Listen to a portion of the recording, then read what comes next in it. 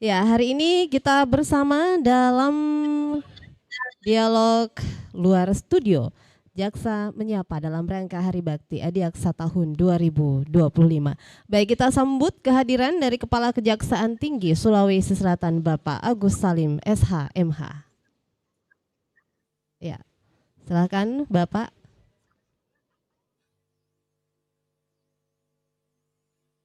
Ya, di tengah kita sudah hadir Bapak Kepala Kejaksaan Tinggi Sulawesi Selatan, Bapak Agus Salim SH MH, dan juga Kepala BBWS Balai Besar Wilayah Sungai Pompengan Jenek Berang, Bapak Dr. Surya Dharma Hasim STMT. Saya Rahmadani akan memandu kegiatan dialog luar studio dengan topik Kejaksaan dan Pembangunan Berkeadilan mengawal investasi untuk meningkatkan pertumbuhan ekonomi di Sulawesi Selatan. Dialog ini dalam rangka juga memperingati Hari Bakti Adiaksa tahun 2025. Baik, kita beri semangat untuk kegiatan ini, kita beri aplaus ya untuk memulai dialog luar studio langsung dari kantor Kejaksaan Tinggi Sulawesi Selatan. Baik, kita sapa narasumber kita yang hari ini akan tentunya membahas mengenai topik kejaksaan dan pembangunan berkeadilan mengawal investasi untuk meningkatkan pertumbuhan ekonomi di Sulawesi Selatan.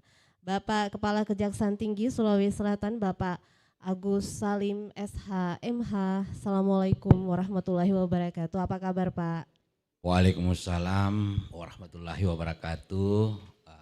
Alhamdulillah kabar saya sehat walafiat. Baik, alhamdulillah. Baik, selanjutnya Kepala Balai Besar Wilayah Sungai Pompengan Jenek Berang, Bapak Dr. Surya Dharma Hasim STMT. Assalamualaikum, selamat pagi. Waalaikumsalam warahmatullahi wabarakatuh. Selamat pagi Bu, Apa kabar? Baik Kabar ya baik. Pak ya, baik. Ya, kita mulai saja pendengar dan juga Anda yang menyaksikan siaran kami melalui YouTube RRI Makassar. Dan ini berbicara mengenai kejaksaan dan pembangunan berkeadilan ya Pak Agus, Pak Kejati. Bagaimana kejaksaan ini melihat pertumbuhan ekonomi nasional dan juga daerah? Apa urgensi dari adanya pembentukan Satgas Percepatan Investasi di daerah ini? Silahkan Pak. Terima kasih. Yang pertama saya juga mengucapkan terima kasih atas ucapan dari semua lapisan masyarakat bahwa hari ini memang kita memperingati Hari Bakti Adiaksa yang ke-65. Semoga kejaksaan tetap ada di dalam hati masyarakat. Penegakan hukum itu menjadi terukur dan berpihak kepada rasa adil. Yang pertama saya ingin sampaikan bahwa terima kasih Pak Surya bisa mendampingi saya juga Pak Surya. Sebagaimana program dari Presiden Prabowo Gibran dalam Astacitanya, kalau saya nggak salah pada poin 5 dan poin 7, bagaimana mendorong hilirisasi dan industrialisasi untuk menambah nilai penambahan negara. Yang ketujuh dari Astacita Bapak Presiden itu melanjutkan atau mendorong reformasi politik, reformasi hukum, reformasi ekonomi, dan mencegah pemberantasan tindak pidana korupsi dan narkotika. Dari Astacita Bapak Presiden, sebagaimana apa yang disampaikan di berbagai ruang publik, Bapak Presiden dengan Astacitanya itu akan mendorong yang namanya ketahanan pangan, yang irisannya banyak di dalam. Dan mendorong juga bagaimana energi terbarukan. Dari program Astacita Bapak Presiden sejalan pula dengan Undang-Undang Nomor 11 Tahun 2021 tentang Kejaksaan Republik Indonesia. Kalau berbicara terkait dengan investasi, ya, seperti apa yang kita rasakan di ruang publik, ada program makan bergizi, kemudian bagaimana dengan penghematan anggaran kita, semua itu harus kita dorong, harus kita backup. Antara lain di wilayah Sulawesi Selatan, saya melihat bahwa gagasan Bapak Presiden bagaimana pertumbuhan ekonomi 8%, apa yang menjadi gagasan ide untuk mencapai 8%. Nah, dari situ setelah melihat situasi dan kondisi khususnya di dalam penegakan hukum, para investasi atau investor ingin melakukan investasi baik di tingkat pusat maupun di tingkat daerah, itu butuh namanya kepastian hukum. Jadi kepastian hukum itu menjadi penting agar supaya para pelaku usaha, pebisnis, wirai swasta ada jaminan kepastian hukum untuk berinvestasi. Salah satu contoh, ada satu negara bagian di Amerika namanya Arizona. Negara Arizona ini negara bagian di Amerika. Itu jumlah penduduk kurang lebih 7 sampai 5 juta orang. Itu investasinya itu 3 kali lipat daripada Indonesia. Apa yang membuat investasi itu meningkat di negara bagian Arizona di Amerika? Di sana juga izin berusaha itu berbelit-belit. Tapi di sana ada kepastian.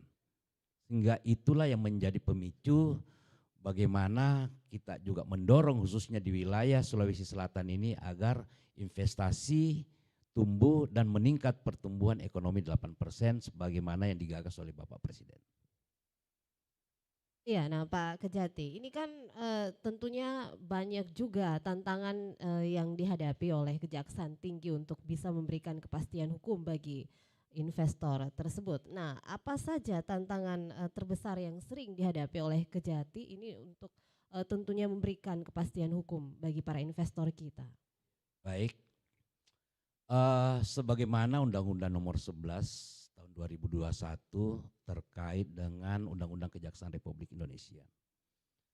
Seingat saya ada keputusan Presiden nomor 11 tahun 2021, yaitu keputusan Presiden itu membentuk namanya Satgas Percepatan Investasi yang diketuai oleh Menteri Investasi dan Wakil Ketua 1 itu Wakil Jaksa Agung dan Wakil Ketua 2 itu Wakapolri. Itu hanya gemanya di tingkat pusat. Sedangkan investasi ini harus mengakar sampai ke daerah. Sehingga pada saat Kepres ini gemanya hanya di pusat, saya dengan teman-teman yaitu membuat satu gagasan dan satu ide. Bagaimana kalau kita buat namanya Satgas Percepatan Investasi di tingkat daerah. Agar supaya tantangan dan hambatan investasi itu bisa diurai. Salah satu contoh, bagaimana supaya birokrasi itu tidak berbelit-belit. Harus ramping itu birokrasi. Kemudian jangan ada ego sektoral. Apakah itu Dinas Kehutanan, Dinas Pertanian, PTSP, dan selanjutnya jangan ada ego masing-masing OPD. Kemudian masih banyak juga lahan yang tumpang tindih. Kita tidak tahu alas hak sertifikat bisa ada double, kemudian ada rinci, kemudian ada macam-macam. Disitulah juga harus ada kepastian. Belum terkait dengan ada mafia tanah. Itulah caruk maruknya. Sehingga dengan gagasan itu saya mencoba meyakinkan pemerintah provinsi bahwa untuk mendorong investasi agar hambatan dan tantangan serta gangguan ini bisa kita terobos, saya buat ide namanya Satgas Percepatan Investasi di tingkat wilayah Sulawesi Selatan. Akhirnya alhamdulillah semua stakeholder itu membackup dan mensupport. Baik. Terbentuklah namanya Satgas Percepatan Investasi di tingkat daerah. Kalau tidak salah dengan nomor Satgas itu 161 dan diperbarui dengan nomor 1365 terkait dengan susunan kepanitiaan atau susunan Satgas Percepatan Investasi. Baik, nah Pak Kejati, ini Satgas Percepatan Investasi ini cara kerjanya itu seperti apa Pak? Mengawasi kah atau seperti apa? Nah ini yang mungkin juga perlu diketahui oleh masyarakat dan para investor. Baik, ini pertanyaan yang cukup baik. Saya juga mengambil momentum di forum ini bagaimana mensosialisasikan bahwa sudah ada terbentuk namanya Satgas Percepatan Investasi. Seperti yang saya sampaikan tadi bahwa tumpang tindih lahan, izin berbelit-belit, kemudian banyak hambatan-hambatan. Sehingga saya bentuk Satgas Investasi ini ya untuk memperpendek birokrasi. Sehingga saya buat tagline daripada Satgas ini yang namanya One Stop Solution. Semoga dengan keberadaan Satgas ini bisa mengurai. Alhamdulillah ada beberapa yang kita urai, antara lain ada beberapa proyek yang satu diantaranya kebetulan ada Pak Surya juga sebagai narasumber di sini. Itu ada bendungan yang namanya Bendungan Jenek Lata. Setelah kami lakukan rapat, ternyata satu atau kurang lebih berapa lama Pak Surya, nanti diluruskan, itu progresnya hanya 3%. Ya, investor dari negara-negara khususnya China ini, dia juga ingin butuh kepastian. Sehingga dengan adanya Satgas ini, alhamdulillah progres dari pekerjaan teman-teman di Bendungan Jenek Lata ini itu cukup signifikan peningkatannya. Ya, pelan-pelan kita dorong, kemudian kita duduk sama-sama bagaimana percepatan pelaksanaan pekerjaan ini bisa berjalan dengan baik, dan alhamdulillah sudah naik sekian persen, 12% ya Pak Surya. Oh sudah 14%, alhamdulillah. Itu lompatannya luar biasa. Sehingga itulah yang menjadi gagasan ide adanya Satgas Percepatan Investasi.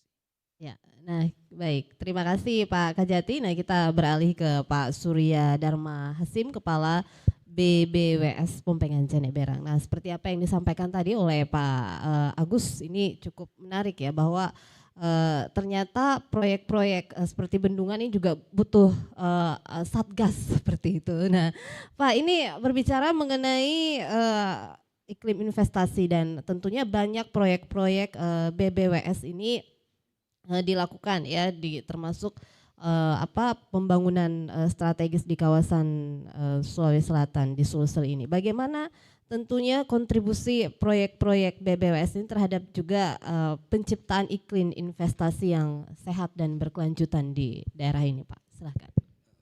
Ya baik, mungkin saya mulai agak ke belakang ya Bu ya. Nah, jadi mungkin kita topik ini Satgas ini tadi hubungan tapi sifatnya di tengah.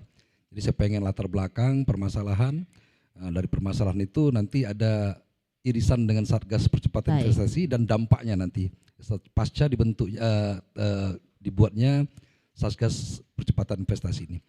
Jadi saya mulai saja Bu ya. Jadi isu yang berkembang ya mungkin dari dulu hingga sekarang di Sulawesi Selatan ini adalah masalah banjir. Ya, nah, banyak sekali daerah aliran sungai di Provinsi Sulawesi Selatan ini. Tapi saya spesifik saja langsung di pengaruhnya di Kota Makassar sebagai ibu kota Provinsi Sulawesi Selatan. Itu ada dua daerah sungai ya, Das Talo dan Das Jenek Berang. Nah, Das Jenek Berang ini dengan sungai utama Jenek Berang pada tahun 1970-an itu aliran airnya tidak terkendali, timbul banjir besar. Hampir 2/3 Kota Makassar saat itu mengalami genangan banjir. Nah, di zaman Bapak Presiden Soeharto dibuatlah rancangan ya untuk pengendalian banjir Kota Makassar ini sekitar tahun 1980 oleh JICA. Nah, selanjutnya pada tahun 1950 dibangunlah Bendungan Bili-Bili. Nah, alhamdulillah dengan adanya bendungan Bili-Bili itu, ya, aliran banjir yang berasal dari Sungai Jenek Berang itu dapat kita kendalikan. Nah, namun ada satu anak sungai, ya, namanya Sungai Jenelata. Itu bagian dari anak sungai Jenek Berang. Pada bulan Februari tahun 2019, ya, itu terjadi banjir besar, ya. Banjir besar kembali melanda kota Makassar, tapi sumber air utama banjir itu bukan dari Sungai Jenek Berang karena sudah dikendalikan oleh bendungan Bili-Bili, tapi dari anak Sungai Jenelata. Itu kerusakan infrastrukturnya luar biasa, ya, mungkin ratusan miliar saya yakin. Ya, nah dari situlah akhirnya kebetulan waktu itu Wakil Presidennya Pak Yusuf Kala, beliau memberikan direktif sebagai Wapres untuk mempercepat pembangunan bendungan Jenelata. Nah, di sanalah kita lakukan percepatan, finalisasi desain, termasuk studi AMDAL dan studi LARAP, ya, untuk pembebasan lahan. Selanjutnya Bapak Menteri saat itu Pak Basuki mencari pendanaan karena dari hasil perhitungan kita pembangunan bendungan Jenelata itu butuh anggaran hampir 4,1 triliun. Nah, itu ada tawaran loan, ya, pinjaman luar negeri dari pemerintah Tiongkok.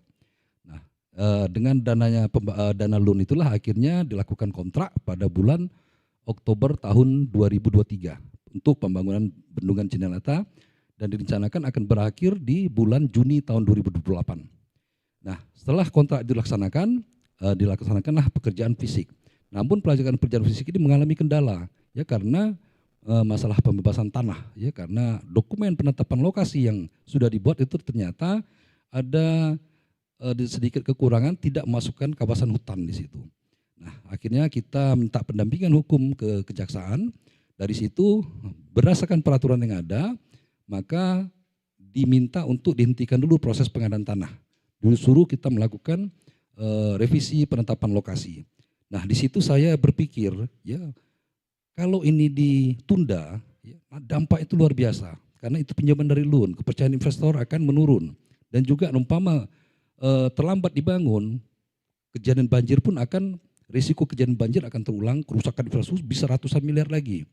Akhirnya saya coba melakukan koordinasi dengan Pak Kejati, Pak Agus Salim. Alhamdulillah Bapak berpikir saat itu berkoordinasi. Akhirnya tadi saya dijelaskan oleh Pak Agus Salim, ya, ada Satgas Percepatan Investasi di pusat.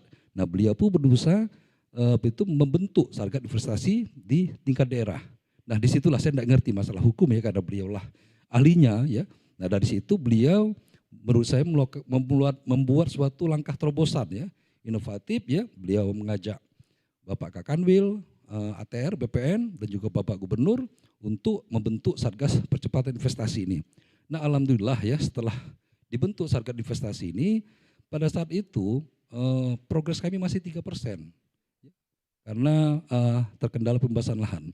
Dan juga yang kunci utama, ya, stakeholder itu dari panitia pengadaan tanah, kantor pertanahan ATR Kabupaten Goa itu tidak berani untuk melakukan pembebasan lahan karena tidak ada kepastian hukum. Mereka takut kalau mereka bergerak akan menjadi masalah lah itu. Nah, setelah adanya Satgas Percepatan Investasi ini, mereka punya kepastian hukum, mereka pun berani untuk melakukan pembebasan lahan, ya, pembebasan lahan. Akhirnya setelah pembebasan lahan dilakukan dari bulan Mei, itu saya ingat itu bulan Mei 2024 Satgas Investasi itu terbentuk. Nah, sekarang sudah di bulan Juli 2025 lahan yang bisa kita bebaskan itu ada 64 bidang dengan luasan 21 hektar. Terlihat kecil, tapi itu ada di bagian tapak bendungan, ya, yang akan kita bangun.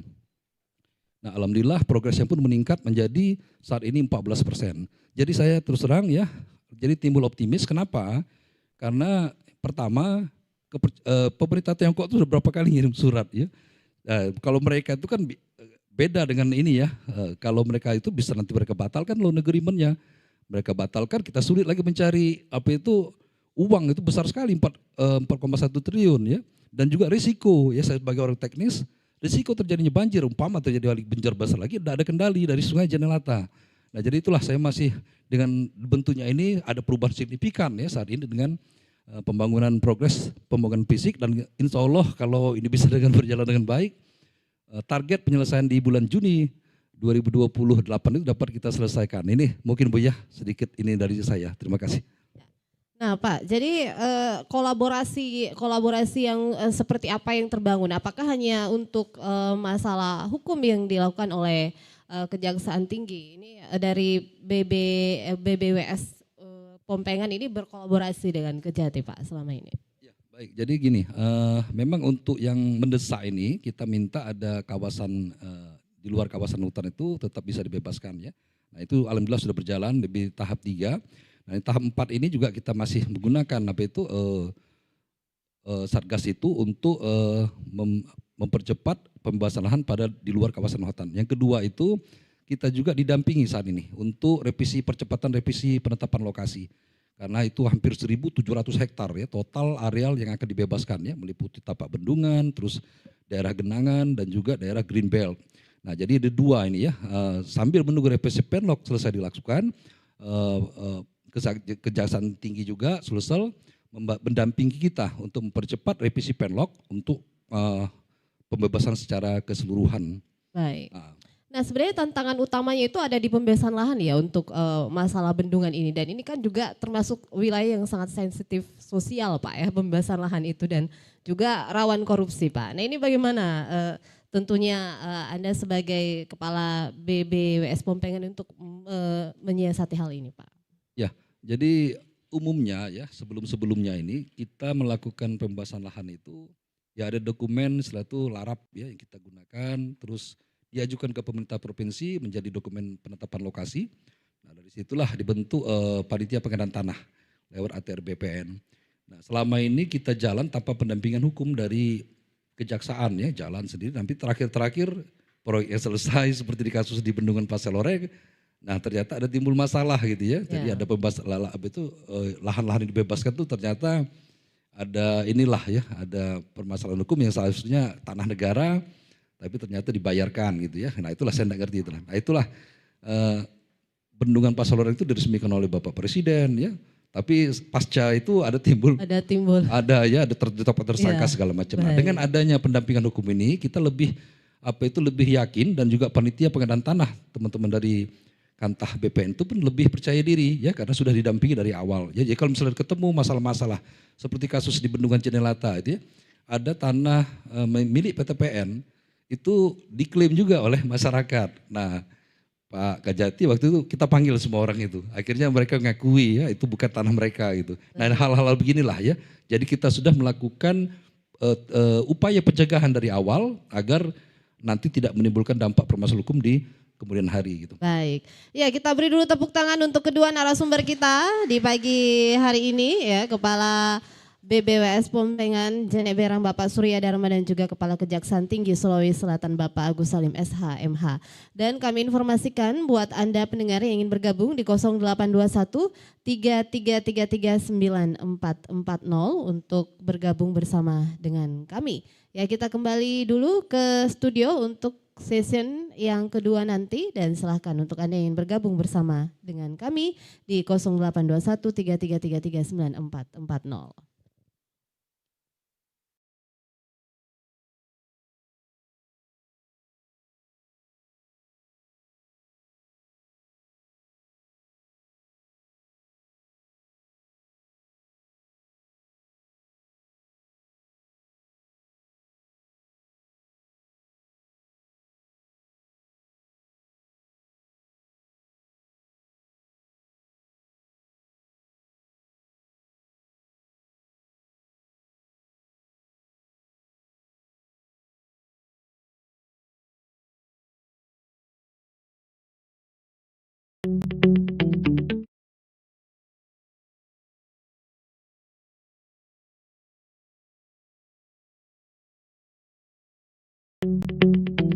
RRI Digital. Dari berbagai program nasional, termasuk siaran visual langsung, siaran radio langsung, daftar putar musik, podcast, berita video, dan berbagai fitur interaksi pengguna dalam permainan. Berbagai konten menarik seperti suka, komentar, dan berbagi, serta obrolan langsung dengan penyiar dan pengguna. Pesan langsung dan fasilitas obrolan pribadi antara pengguna aplikasi juga tersedia. RRI Digital. Tersedia di Google Store dan App Store. RRI Digital.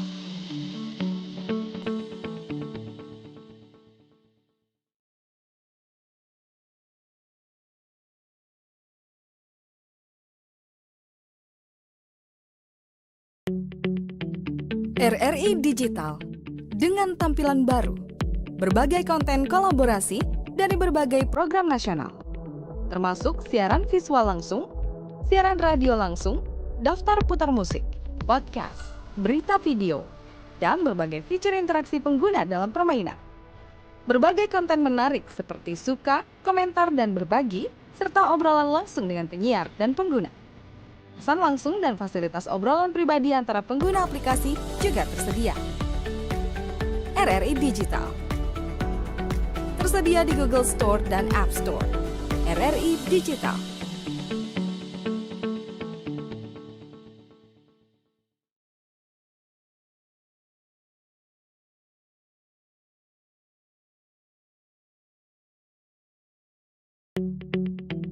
RRI Digital dengan tampilan baru, berbagai konten kolaborasi dari berbagai program nasional, termasuk siaran visual langsung, siaran radio langsung, daftar putar musik, podcast, berita video, dan berbagai fitur interaksi pengguna dalam permainan. Berbagai konten menarik seperti suka, komentar, dan berbagi, serta obrolan langsung dengan penyiar dan pengguna. Pesan langsung dan fasilitas obrolan pribadi antara pengguna aplikasi juga tersedia. RRI Digital. Tersedia di Google Store dan App Store. RRI Digital.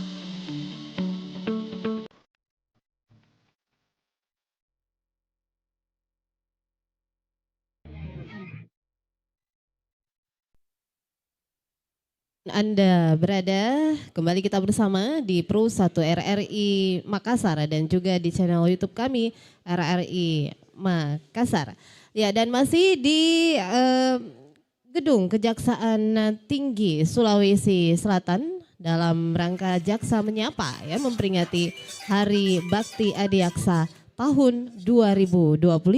Tema kita Kejaksaan dan Pembangunan Berkeadilan mengawal investasi untuk meningkatkan pertumbuhan ekonomi di Sulawesi Selatan. Ya, buat Anda yang ingin bergabung bersama dengan kami silahkan. Selamat pagi. Assalamualaikum warahmatullahi wabarakatuh.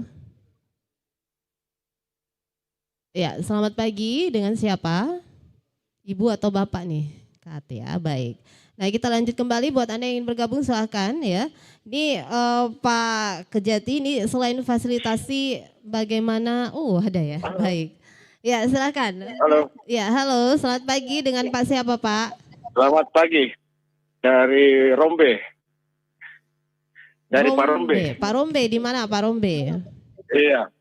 Silakan. Rombe di Mahakale, Tetangga Toraja. Toraja, jauh di Toraja. Silakan Pak Rombe. Iya. Memang di sini kalau kejaksaan mengawasi terkait dengan investasi mungkin terkait dengan pengawasan begitu ya. Nah, jangan sampai kemudian Presiden ini kan sudah membuka sebetulnya pintu sebesar-besarnya untuk investor berinvestasi di sektor apa saja. Contoh mungkin di pariwisata di Tanah Toraja ini dan Toraja Utara. Nah, kalau Presiden sudah membuka keran investasi sebesar-besarnya, nah sebaiknya pemerintah yang berada di daerah ini jangan persulit. Jangan perlu izin ini itu, ya. Jangan terlalu banyak pintu yang dilalui. Nah, di situ sebenarnya fungsi dari kejaksaan untuk mengawasi proses yang ada di dalamnya. Jangan sampai kemudian ada oknum-oknum yang coba bermain begitu, memanfaatkan situasi, memanfaatkan wewenang, memanfaatkan jabatan yang dia miliki untuk bisa meraih keuntungan. Nah, ini kan yang selama ini sudah membudaya begitu di masyarakat kita, yang kemudian terkadang dimanfaatkan oleh oknum-oknum tertentu. Nah, saya kira kalau kejaksaan ya bekerja sama, jadi intinya begini, jangan bosan-bosan ya lembaga penegak hukum ini bekerja sama dengan lembaga-lembaga swadaya masyarakat yang bersih ya. Ini dalam tanda kutip lembaga swadaya masyarakat, karena kan LSM sekarang banyak juga. LSM itu juga banyak yang ditunggangi sebetulnya oleh oknum-oknum tertentu. Nah, tapi mungkin harus pintar-pintar ya kejaksaan ini melihat LSM mana yang betul-betul memiliki kepedulian yang tinggi terhadap negara ini, mana LSM yang betul-betul punya integritas tinggi begitu, ya.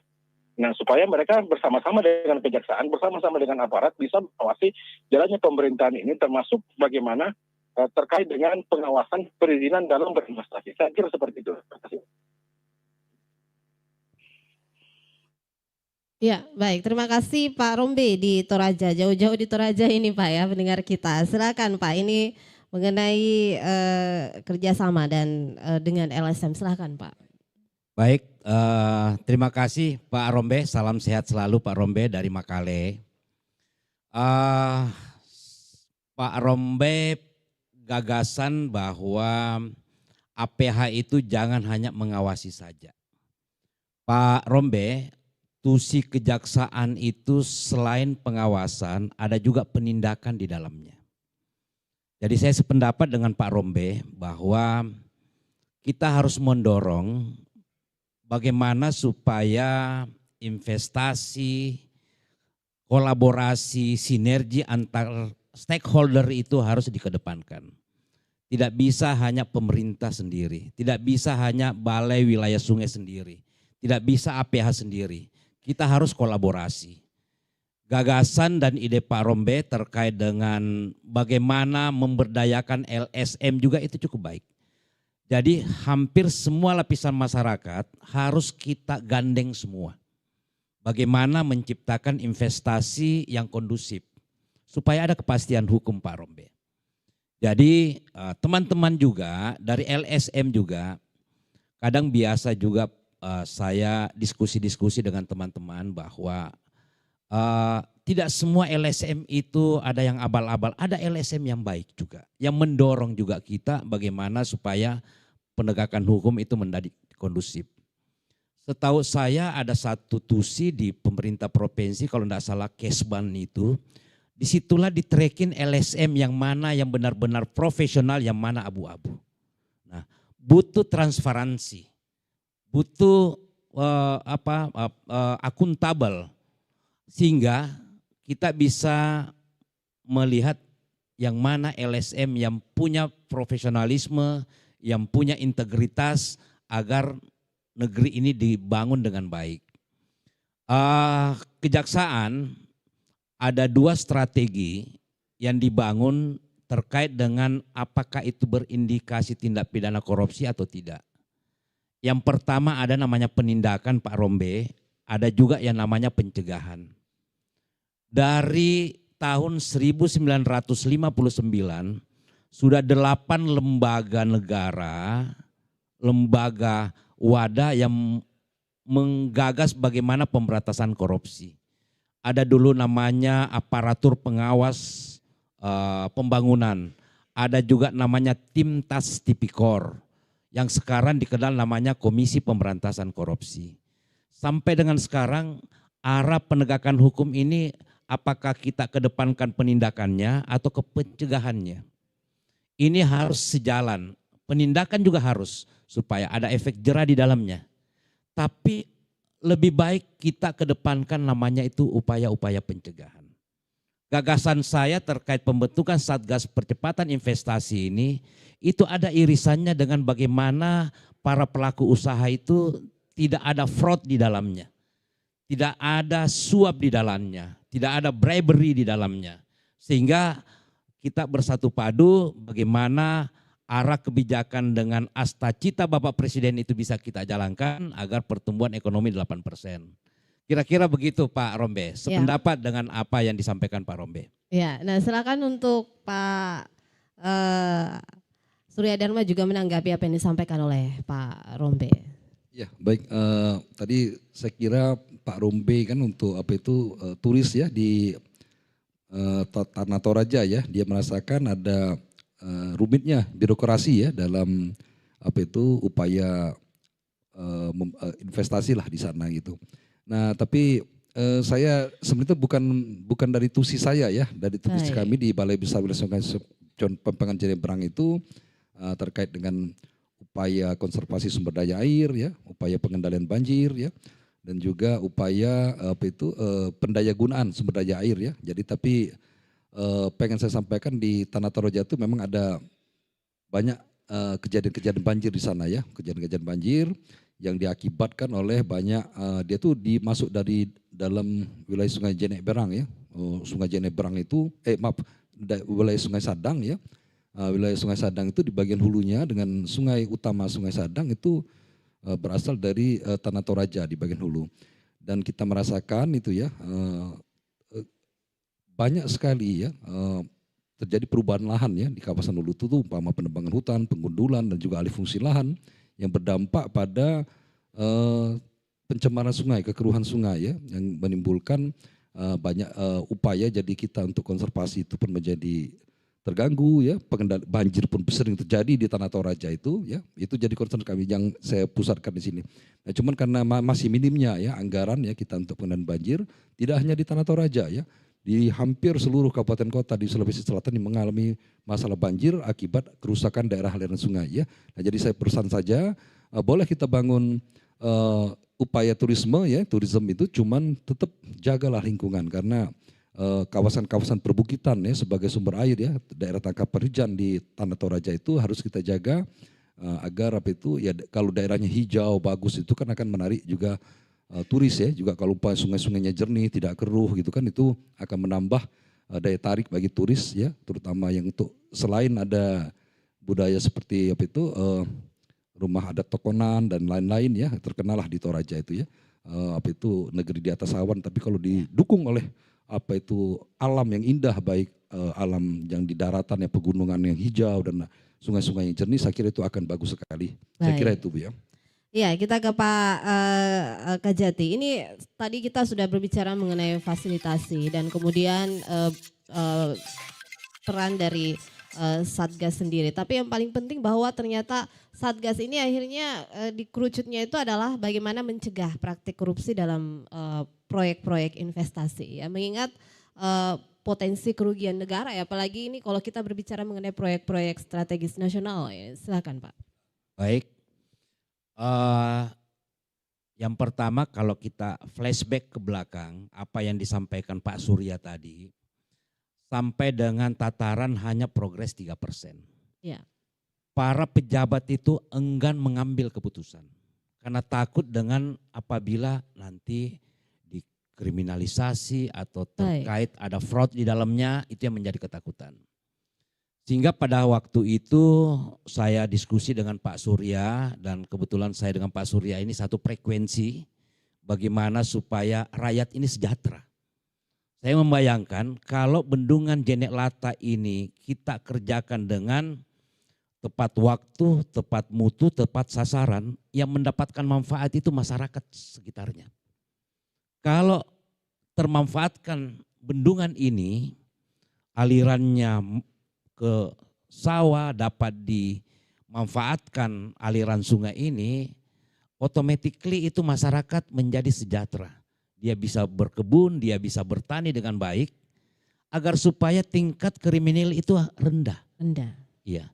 Jadi saya ambil angle-nya itu jauh ke depan. Bagaimana masyarakat kita itu sejahtera supaya minim tindak pidana yang akan dilakukan. Jadi terkait dengan adanya Satgas ini, sekali lagi saya mau tegaskan bahwa Kejaksaan sebagaimana arahan Bapak Jaksa Agung itu tegas di dalam perintah hariannya, antara lain bahwa lakukan penegakan hukum yang berorientasi pada kesejahteraan masyarakat. Ya. Dan lakukan gagasan ide bagaimana menyongsong ya Indonesia Emas 2045 di dalam perintah harian Bapak Jaksa Agung. Nah, Kejaksaan khususnya di wilayah Sulawesi Selatan ada 2 tusi yang membackup bagaimana penegakan hukum itu bisa kita jalankan. Ada yang namanya bidang perdata dan tata usaha negara. Perdata dan tata usaha negara, ya, ini salah satu tusi yang ada irisannya dengan upaya-upaya pencegahan. Jadi salah satu contoh Pak Surya ini selaku kepala balai sungai, dia juga mau melaksanakan tusinya harus ada kepastian, harus di backup dengan rambu-rambu terkait dengan masalah hukum. Supaya ketakutan, ya, halusinasi dia tidak terganggu dengan kerjanya.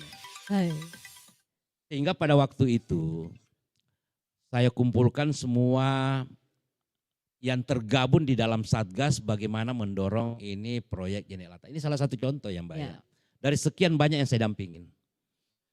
Pada waktu itu saya tanyakan beberapa bagian ATR BPN, bagian pertanian, bagian kehutanan, apa yang menjadi kendala sehingga progresnya ini hanya 3%. Antara lain ada yang memberikan masukan, kami takut Pak jangan sampai nanti kami melanggar hukum dan sebagainya. Karena sudah ada case yang kita bawa ke pengadilan, itu menjadi ada fraud di dalamnya. Sehingga teman-teman di JNE Lata itu jangan sampai ini terjadi. Pada waktu itu saya sampaikan ada 3 poin yang saya sampaikan dalam forum rapat itu. Yang pertama, para stakeholder kalau ngambil keputusan, ngambil kebijakan, yakinkan bahwa kebijakan yang diambil itu harus berkepentingan masyarakat. Publik harus terlayani. Itu yang pertama. Yang kedua, pengambil keputusan sama kebijakan itu ya tidak mendapatkan manfaat. Taruhlah contoh. Ini ada lahan yang harus kita ganti rugikan. Ya. Jangan sampai pengambil keputusan itu ada istilahnya cawe-cawe ya. Nanti saya beli ini, kamu nanti yang jual ya. Atau harganya saya kasih gini, nanti kalau tanda tangan sekian. Nah, itu jangan sampai itu terjadi. Yang ketiga, ngambil keputusan kebijakan itu jangan sampai ada kerugian keuangan negara di dalamnya. Jadi 3 hal ini yang harus dipegang semua dalam rapat itu menjadi pegangan. Publik terlayani, tidak mendapatkan manfaat dari kebijakan tersebut dan negara tidak rugi. Kalau ketiga ininya bisa kita deal, bisa kita sepakat, jalan terus. Baik. Kira-kira begitu Mbak. Ya, nah Pak, ini dari proyek-proyek yang ditangani oleh BBWS Pompengan, apakah sudah mengcover 3 apa yang disampaikan oleh Pak Kajati ini Pak? Dan setelah adanya pendampingan yang dilakukan oleh Kejati melalui Satgas pengawasan tadi, apakah ada perubahan yang sangat mendasar yang dirasakan oleh Anda sebagai kepala BBWS Pompengan ini Pak? Baik, terima kasih Bu. Nah jadi kita tahu tadi disampaikan oleh Pak Kajati ya terkait dengan cita Bapak Presiden, salah satunya itu ketahanan pangan, energi dan air. Nah jadi saya pengen sampaikan ya, Bendungan JNE Lata ini dibangun dengan tujuan utama untuk pengendalian banjir Kota Makassar. Ya, jadi kita memperkecil, kalau itu sudah dibangun akan memperkecil risiko terjadinya banjir di Kota Makassar. Nah selain itu ada manfaat lain. Ya, manfaat lain itu kalau kita lihat ketahanan energi, itu Bendungan JNE Lata itu ada potensi untuk membangun pembangkit listrik tenaga air sebesar 7 MW. Ya. Selanjutnya itu ketahanan air, ya dia punya daya tampung 243 juta meter kubik, ya nanti itu. Nah terus ketahanan pangan, air yang ditampung sebanyak 243 juta meter kubik itu nanti akan bisa kita gunakan untuk satu membantu, ya meningkatkan indeks pertanaman pada 3 daerah irigasi yang ada di bawahnya, ya daerah irigasi Bili-Bili seluas 2.400 hektar. Daerah irigasi Bisua seluas 13.000 hektar dan daerah irigasi Kampili seluas 10.000 hektar. Itu kalau bisa kita, insya Allah kalau selesai Bendungan JNE Lata dibangun, ya IP ya indeks pertanaman itu bisa 300%. Artinya dalam setahun dia bisa 3 kali tanam, ya 3 kali tanam kalikan aja 25.000 hektar. Kalikan berapa harga beras ya? Itu yang kita harapkan dari sisi swasembada pangan dan juga dari sisi ketahanan air ya. Itu ada potensi untuk memberikan air sebanyak 6 meter kubik per detik. Ya, dari bendungan Bili-Bili itu sudah ada supply sebanyak 3 meter kubik per detik ya yang digunakan untuk spam Menisata, air bersih Kota Makassar. Tapi kita masih kekurangan air. Ya, kita masih kekurangan air dan dengan adanya bendungan Jenelata tambahan 6 meter kubik ini insya Allah ya tidak hanya yang Makassar, Maros, Sungguh Minasa, Takalar itu juga industri pun bisa kita supply dengan adanya ketersediaan air, ketahanan air yang bersumber dari bendungan Bili-Bili plus bendungan Jenelata. Dan terkait gagasan Satgas Investasi ini ya, saya pengen nyampaikan. Mungkin ini pertama ya, sepanjang saya bekerja di Kementerian PU ya hampir 30 tahun ini, kami mendapatkan suatu langkah terobosan ada pendampingan hukum seperti ini. Dan kami merasakan dampaknya. Kalau kita menunggu revisi Penlok, setahun aja sampai sekarang belum selesai ya, karena ada permasalahan banyak lah ya. Nah dari situ dengan adanya Satgas Investasi ini, dari 3% ya di awal bulan Mei itu sekarang ini sudah meningkat 14% ya, itu yang berdampak udah. Dan saya berharap ke depan ya ini bisa dijadikan model percontohan.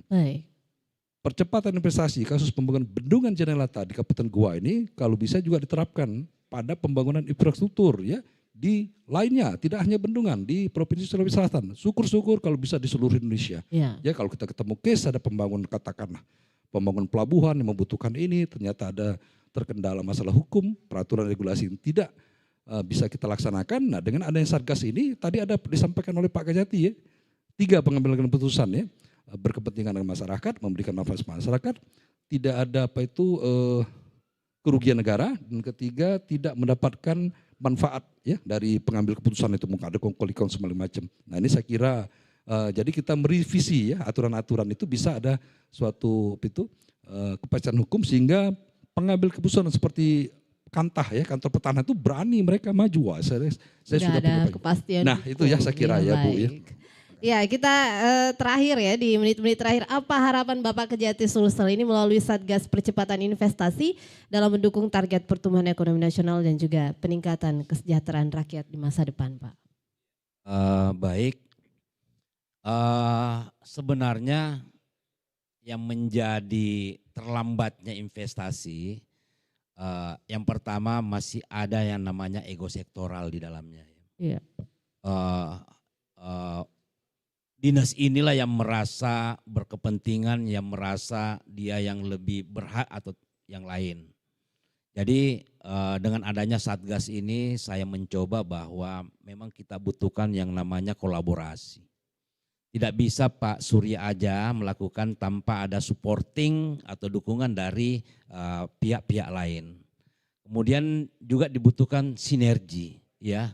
Bagaimana tusi masing-masing, ibarat berbirokrasi itu satu orkestra. Iya. Ya, kalau orkestra itu ada konduktornya, itu orkestra itu indah kita dengar. Kalau tidak ada konduktornya, masing-masing taruhlah contoh niup trompet sendiri tanpa ada yang begitulah mekanisme yang saya coba bangun dengan adanya Satgas Percepatan Investasi ini.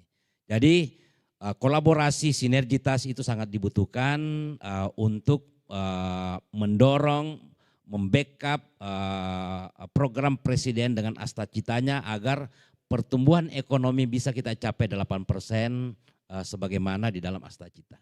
Baik. Nah yang terakhir Pak Surya Dharma, apa harapan Pak Surya terhadap peran kejaksaan dalam mendampingi pelaksanaan pembangunan ke depan? Silakan Pak. Baik, terima kasih Bu. Jadi secara pribadi ya saya mengucapkan terima kasih kepada jajaran Kejaksaan Tinggi Sulawesi Selatan ya, khususnya juga kepada Pak Kajati, Pak Agus Salim ya, beserta jajaran dari Datun, Aspisus dan juga Asintel dan lain telah banyak membantu kami ya dalam upaya mempercepat pembangunan bendungan Jenelata di Kabupaten Goa ini.